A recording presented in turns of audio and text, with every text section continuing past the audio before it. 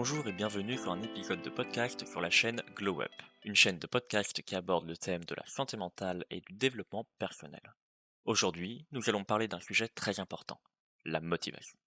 Alors, la motivation, c'est ce qui nous pousse à agir, à avancer dans la vie et à atteindre nos objectifs. Mais parfois, il nous arrive de manquer de motivation, de nous sentir découragés ou de ne pas savoir par où commencer. Et dans cet épisode, nous allons plonger à la découverte de la motivation et comment la retrouver en cas de perte. Commençons par définir ce qu'est la motivation. C'est un état psychologique qui pousse une personne à agir. Elle peut être déclenchée par des facteurs internes comme externes. Il existe trois formes de motivation. La motivation intrinsèque, la motivation extrinsèque et la motivation. La motivation intrinsèque, c'est la motivation qui provient de l'intérieur de nous. Elle est générée par l'intérêt, le plaisir ou encore le désir de réaliser quelque chose pour soi-même. Elle est souvent considérée comme la forme la plus efficace de motivation, car elle provient de nos propres besoins et de nos propres intérêts. C'est la motivation intrinsèque qui va nous procurer un sentiment d'accomplissement à chaque fois que l'on fait quelque chose. La motivation suit naturellement son cours quand ça arrive, et ça nous rend plus productifs, plus efficaces. En revanche, la motivation extrinsèque correspond à la motivation qui provient de facteurs externes, comme des récompenses, des punitions ou des pressions sociales. Elle peut être efficace à court terme, mais elle fonctionne pas toujours à long terme parce qu'elle répond pas vraiment aux besoins, aux intérêts personnels. On peut pas toujours carburer à la motivation extrinsèque. C'est d'ailleurs souvent l'erreur que l'on commet. Il faut impérativement prendre du temps pour se découvrir soi et comprendre ce qui nous pousse à agir. Malgré tout, il est normal d'avoir de la motivation extrinsèque de temps à autre, parce que c'est aussi cette motivation qui nous permet d'avancer dans des moments qui sont parfois plus difficiles.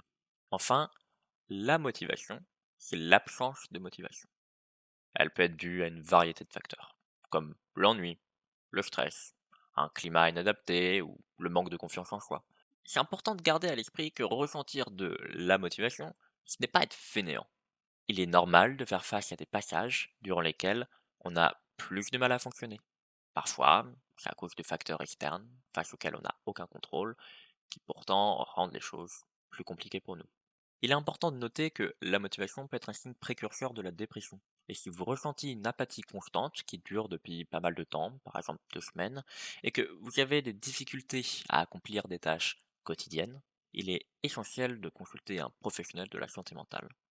Bon, on a vu les différentes formes de motivation. Maintenant, voyons pourquoi il est important d'avoir de la motivation et quels problèmes on peut rencontrer en cas d'absence de motivation. Manquer de motivation, ça peut avoir un impact négatif sur notre vie, sur nos études et sur notre travail. On peut se sentir rapidement découragé, frustré et même déprimé. On peut également être moins efficace dans nos tâches, avoir du mal à atteindre nos objectifs. Et ce manque de motivation peut nous donner une impression de reculer dans sa vie, de pas y arriver, et on se retrouve dépassé parce qu'on a accumulé des tâches que l'on n'a pas pu accomplir à temps, et cette accumulation de tâches est encore plus démotivante. Mais comment y remédier et retrouver cette motivation que l'on recherche? Eh bien, il existe plusieurs façons de remédier à ce manque de motivation. Tout d'abord, il est important de se fixer des objectifs réalistes et réalisables, les décomposer en petites étapes, toutes atteignables, ce qui nous permet de voir les progrès réalisés et de rester motivé. Parce que c'est en s'apercevant du progrès que l'on est capable d'accomplir que ce sentiment d'accomplissement va nous pousser à toujours se dépasser. N'a rien de meilleur que la satisfaction pour être productif. Ensuite, il est important de se rappeler les raisons pour lesquelles on a entrepris cette action ou ce projet. Pourquoi est-ce que c'est important pour nous? Quels bénéfices est-ce qu'on en retire? Il est important de garder ces raisons en tête pour rester motivé. Parce que c'est en développant cette réflexion et en prenant du recul que l'on peut retrouver de la motivation intrinsèque. Il ne faut pas oublier qu'organiser son espace de travail, par exemple, permet de créer un espace où l'on se sent plus à l'aise pour travailler. Cet espace dédié peut être un facteur de motivation pour certains. Distinguer loisirs des responsabilités est un fonctionnement qui permet de s'éloigner physiquement des tentations et de se mettre dans le bon état d'esprit. Enfin, n'hésitez pas à demander de l'aide ou du soutien, que ce soit auprès de vos proches, d'un coach ou d'un professionnel de la santé mentale. Par exemple, si vous n'arrivez pas à travailler seul, vous pouvez demander à travailler non loin d'un ami qui vous est proche. Et même si vous ne travaillez pas sur la même chose, le fait que cette autre personne travaille en même temps que vous peut vous motiver à travailler. Bon après, tout dépend de l'ami, hein. Certains ne sont pas forcément la meilleure influence. N'oubliez surtout pas de ne pas vous surmener. Les pauses sont vitales, et c'est bien d'être motivé pour agir. Mais si vous ne laissez jamais le temps à votre cerveau pour qu'il se repose, il va finir par décrocher. Et ce sera encore pire. Pour être vraiment motivé, il faut bien sûr écouter tous ces conseils, mais il faut aussi savoir prendre du temps pour soi. Accepter qu'à certains moments, vous êtes fatigué, que vous n'êtes pas motivé et que peut-être il faudrait vous reposer 1 heure ou 2. C'est d'ailleurs, je l'admets, exactement ce que j'ai fait avant de m'enregistrer pour le podcast.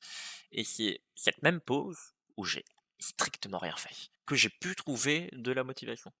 Alors, j'espère que ce podcast vous aura aidé à mieux comprendre la motivation et à découvrir des solutions qui vous conviennent. On se dit à la semaine prochaine pour un nouvel épisode des podcasts de Glow Up.